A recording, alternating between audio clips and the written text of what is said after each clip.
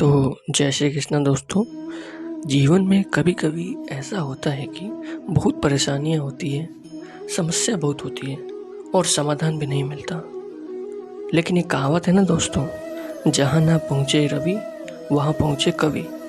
ठीक उसी प्रकार जब किसी बात का समाधान ना मिले तो भगवत गीता हर समस्या का समाधान बनती है। भगवान भगवत गीता में लिखा गया हर उपदेश एक मंत्र है जो आपके जीवन में आने वाली सभी समस्याओं का अंत कर देती है। आज हम इसी भगवत गीता के 5 मंत्रों को बताएंगे जिससे सुनकर आपके जीवन में बहुत काम आएगी। इसी क्रम में हम सबसे पहले चर्चा कर्म की करेंगे, जिसको लेकर भगवान श्री कृष्ण अर्जुन को गीता का ज्ञान देते हैं और कहते हैं, इंसान को केवल कर्मों का ही अधिकार है, उसके फल के बारे में चिंता करने का नहीं। इसलिए तुम कर्म के फल की चिंता मत करो और कर्म से विमुख मत हो।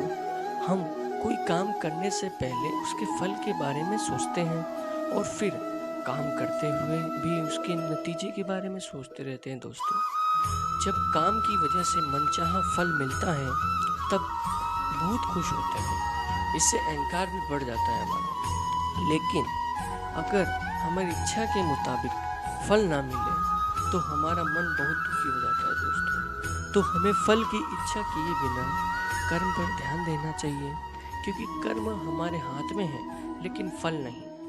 आप अगर अच्छा कर्म करते हो तो आपको निश्चित ही फल भी अच्छा मिलेगा। इसलिए निश्चित होकर अच्छे कर्म करते रहिए, बाकी सब ईश्वर के ऊपर छोड़ दीजिए।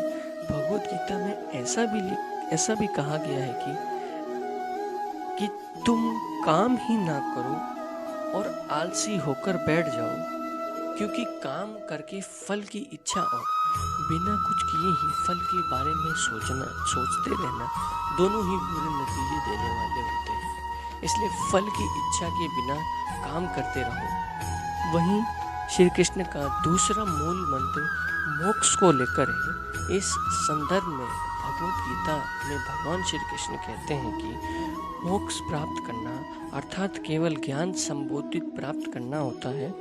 सफल व्यक्ति केवल वर्तमान में ही जीतता है। आगे श्री कृष्ण कहते हैं, हे अर्जुन, तुम मेरी शरण में आ जाओ, मैं तुम्हें मोक्ष दूंगा। श्री कृष्ण कहते हैं, संपूर्ण संसार मेरी ही संतान है, मैं अपनी संतानों के साथ कभी गलत नहीं होने देता।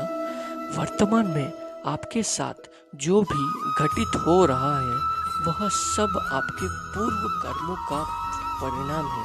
यानी अगर आपका जीवन वर्तमान में इस संगठन में चल रहा है तो परेशान होने की बिल्कुल आवश्यकता नहीं है, क्योंकि यह आपके किसी बुरे कर्मों का परिणाम है और उस कर्म के परिणाम का अंत होना ही आपके अच्छे दिनों की शुरुआत हो जाएगी।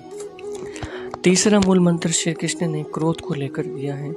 इस क्रोध में आकर लोग सही गलत के बीच का अंतर ही भूल जाते हैं और समस्त पापों के भागीदार बन जाते हैं। क्रोध में अपने ही शत्रु के भांति अप्रिय लगने लगते हैं और ये हमारी मानसिक स्थिति को अपने वश में कर असंतुलित कर देता है। इस हालत का शिकार हो मनुष्य कई अनजाने पाप कर बैठता है, जिससे भक्ति का नाश हो जाता है।